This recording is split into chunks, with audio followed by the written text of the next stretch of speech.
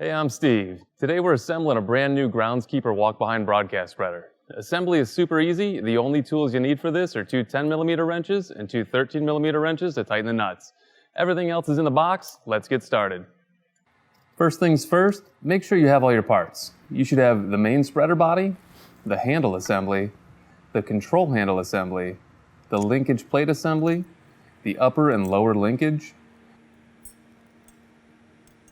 the rear deflector assembly, top screen, rain cover, and your bag of hardware.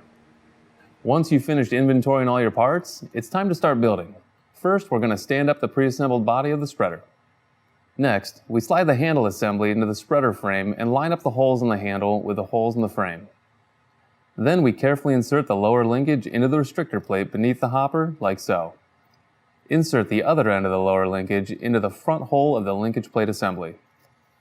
Once that's done, attach the linkage plate assembly to the handle of the frame using the longer of the two bolts in your hardware kit.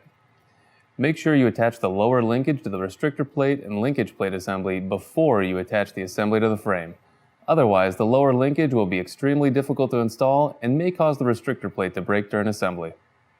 Next, we mount the control handle assembly to the handle using the same bolts. Then we insert the upper linkage into the control handle like this. Thread one jam nut so that the restrictor plate under the hopper is fully open when the control handle is set to 30. Use the second jam nut to lock the linkage in place.